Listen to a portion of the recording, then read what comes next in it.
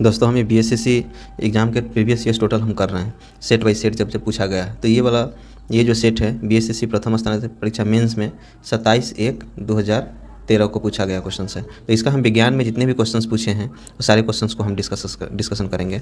तो देखते हैं क्वेश्चंस को हम। क्वेश्चन नंबर 1, निम्न में से कौन सा परमाणु संरचना के सिद्धांत से संबंधित नहीं है। तो आपको समझना होगा कि परमाणु संरचना सबसे पहले कौन दिया था, जॉन डाल्टन दिया था। उसके बाद में जे थॉमसन दिया। जे थॉमसन 1904 में क्या बताया कि एक एटम होता है, उसके अंदर में पॉजिटिव और निगेटिव इलेक्ट्रॉन स्प्रेड है, बस ये ऐसा कुछ बता दिया था। फिर उसके बाद में रदरफोर्ड आया, वो बताएं कि पॉजिटिव चार्ज न्यूक्लियस में होता है, बीच में होता है, और उसके चारों तरफ निगेटिव चार्ज रिवॉल्व करता है। उसके बाद में नेल्स बोर आया, बोला कि इलेक्ट्रॉन एक फिक्स ऑर्बिट्स पे मूव करता है। तो इस तरह से रदरफोर्ड भी आ गया। उसके बाद में डाल्टन आ गया, रदरफोर्ड आ गया, बोर आ गया, लेकिन क्यूरी नहीं आया। तो ये क्यूरी होगा जो कि एटॉमिक मॉडल से सिद्धांतित नहीं है। क्यूरी मैडम को पोलैंड के हैं जिन्हें नोबेल प्राइज़ मिला था। तो इसका आंसर क्या हो गया, डी हो गया, जो कि परमाणु संरचना से संबंधित नहीं है। क्वेश्चन नंबर 2, किस कोयले में कार्बन की मात्रा अधिकतम होती है। तो 4 प्रकार का कोयला होता है, आपको समझना होगा। पीट कोयला, लिग्नाइट, बिटुमिनस और एंथ्रासाइट। तो इसमें सबसे अच्छा होता है एंथ्रासाइट।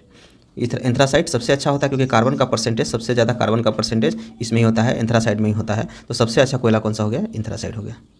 और सबसे अच्छा जो कोयला होता है उसमें स्मोक कम निकलता है, एनर्जी ज़्यादा प्रोड्यूस करता है। तो सबसे खराब कौन सा होता है, पीट, इसमें ज़्यादा स्मोक निकलेगा, आपको एनर्जी प्रोड्यूस कम करता है। तो सबसे अच्छा कौन सा हो गया, एंथ्रासाइट हो गया ऑप्शन।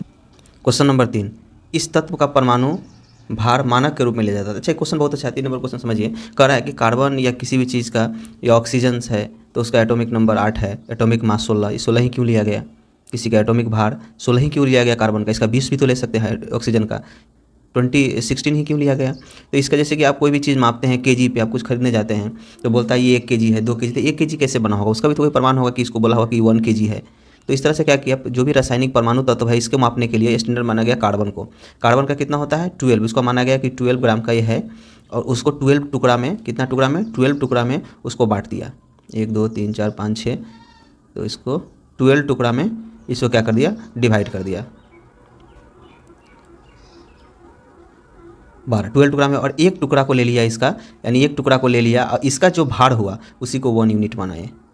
तो इसका मतलब ये है कि ऑक्सीजन का अगर 16 है इसका एटॉमिक भार है, यानी परमाणु भार है, इसका मतलब ये है कि कार्बन के 12 टुकड़ा करने पर एक टुकड़ा का जो भार हुआ उसका, वो एक टुकड़ा के भार का 16 गुना ऑक्सीजन का भार है, इसलिए उसका कितना एटॉमिक भार कितना हुआ, 16 हुआ। तो इसी तरह से हमको जो भी एलिमेंट्स है परमाणु का नंबर है उसके परमाणु भार एटॉमिक मास निकालने के लिए हमको कार्बन से ही हम क्या करते हैं, कार्बन से कंपेयर करते हैं। तो कौन सा हो गया स्टैंडर्ड, कौन सा हो गया, कार्बन से। समझ में आया। कार्बन को क्या किया, 12 टुकड़े में बांट दिया, एक टुकड़ा का जो भार हुआ उसको 1 मान लिया गया, उसके जितने गुने जो एलिमेंट्स हुए उसका एटॉमिक भार उतना ही कर दिया गया। तो क्या 3 नंबर क्वेश्चन समझ में आ गया।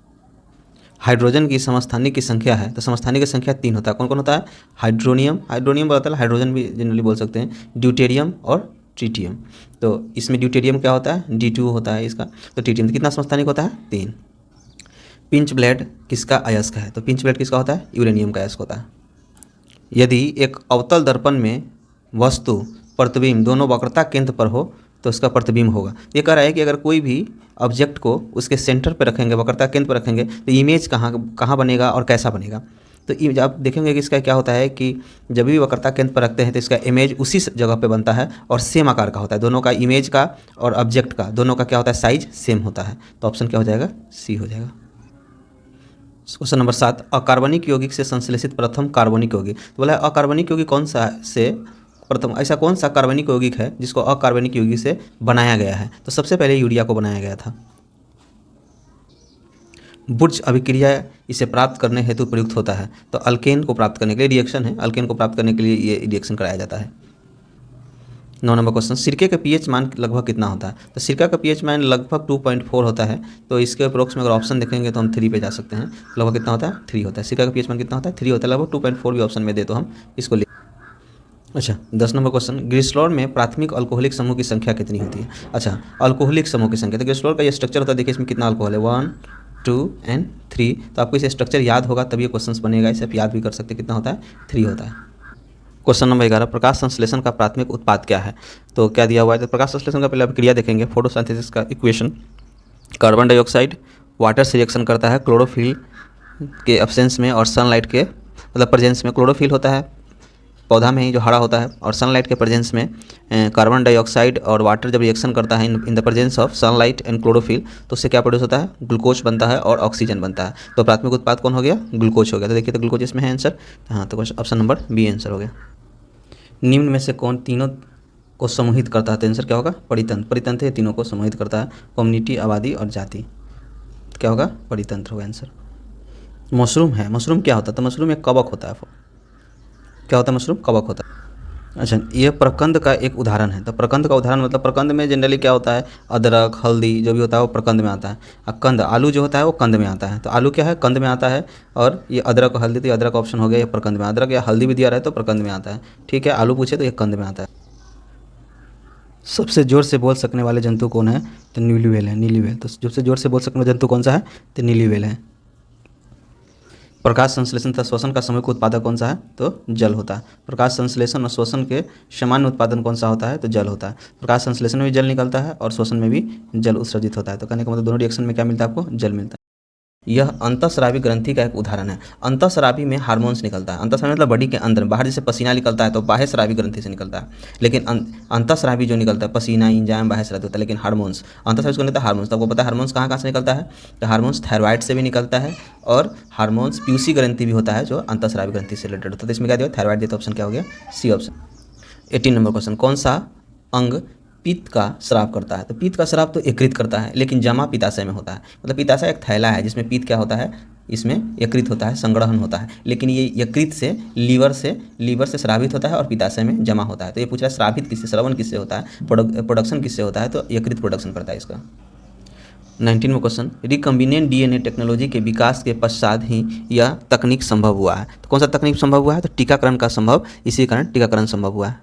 20, निम्न का कारण विषाणु है। तो कौन सा विषाणु है, तो इसमें रेबीज का कारण विषाणु है। ये कुष्ठ है, प्लेग है, ये सब जीवाणु से होता है। तो कौन सा, रेबीज विषाणु से होता है, यानी वायरस से होता है। गति का अध्ययन कहलाता है, तो क्या कहलाता है गति का अध्ययन, मैकेनिक्स। गति का अध्ययन क्या कहलाता है, मैकेनिक्स कहलाता है। तो ऑप्शन सी। क्वांटम सिद्धांत का सुझाव किसने दिया, न्यूटन, आइंस्टीन, प्लैंक और पॉलिंग्स। तो इसमें कौन सा हो जाएगा, प्लैंक्स। वह यंत्र जो अत्यधिक तापक्रम मापता है क्या कहलाता है, तो इसमें कहलाता है पायरोमीटर, पायरोस्कोप, पायरेनोमीटर, पाइक्नोमीटर। तो नहीं, इसमें क्या हो जाएगा, पायरोमीटर हो जाएगा, ऑप्शन ए। लक्स किसकी इकाई है, तो लक्स किसकी इकाई है, तो प्रदीप्ति की इकाई क्या है, लक्स। ये इजी क्वेश्चन सब है, आपको याद ही होगा ये सब। एक अश्व शक्ति का समतुल्य है, तो 746 वाट। वन हॉर्स पावर किसके बराबर होता है, तो 746 वाट के बराबर होता है, इसको याद रख। क्वेश्चन नंबर 26, मिश्र धातु एल्युमिनियम ब्रंच में उच्चतम अनुपात में अवस्थित होती है। तो एल्युमिनियम ब्रंच में सबसे ज़्यादा होता है तांबा। क्या होता है, एल्युमिनियम ब्रंच में क्या होता है, तांबा। इसको रट लीजिए, एल्युमिनियम ब्रंच में सबसे ज़्यादा क्या होता है, तो तांबा। नंबर 27 में क्या है कि ऊष्मागतिकी का कौन सा नियम कहता है कि बिना किसी बाह्य कारक की सहायता से किसी कम ताप वाली वस्तु से उच्च ताप वाली वस्तु को ऊष्मा स्थानांतरित नहीं किया जा सकता। ऐसे समझिए कि इसका टेम्परेचर कम है, इसका टेम्परेचर कम है, और इसका एक दूसरा वस्तु है जिसका टेम्परेचर क्या है, इसका टेम्परेचर हाई है। तो ये बोला कि कम टेम्परेचर से ज़्यादा टेम्परेचर की तरफ टेम्परेचर को हम बिना किसी एक्सटर्नल कोई भी फैक्टर को, बिना किसी एक्सटर्नल फोर्स के हम यहाँ से यहाँ टेम्परेचर नहीं हो सकता। क्या होता है जनरली कि जिसका ज़्यादा टेम्परेचर है, किसी का कम टेम्परेचर है, अगर दोनों पास में लाते हैं तो ज़्यादा टेम्परेचर से कम टेम्परेचर की तरफ आसानी से अपने से बिना कोई कुछ किए टेम्परेचर चला जाता है, ट्रांसफ़र हो जाता है। लेकिन कम से ज़्यादा की तरफ ले जाना है तो आपको कोई ना कोई एक्सटर्नल फैक्टर इसमें यूज करना पड़ेगा, फोर्स यूज करना पड़ेगा। तो ये कौन सा नियम में बताया गया ऊष्मागतिकी का, कौन सा रूल्स में, तो दूसरा रूल्स में ये बताया गया है।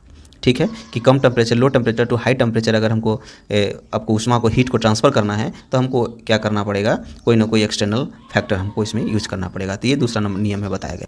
एक दो क्वेश्चन बच गए। जैसे 28 नंबर क्वेश्चन है, एक वायुयान की संगत होती है ध्वनि समानता। अच्छा, वायुयान से ऐसे पूछेगा कि वायुयान से जो ध्वनि निकलता, साउंड निकलता है, वो लगभग कितना था, 100 डेसीबल के इक्वल होता है। हमारे कान के लिए WHO के गाइडलाइन के अनुसार 45 डेसीबल अच्छा होता है। 100 डेसीबल इंजन हो गया, मोटरसाइकिल हो गया, ये सब लगभग ये 100 डेसीबल का ही साउंड निकालता है।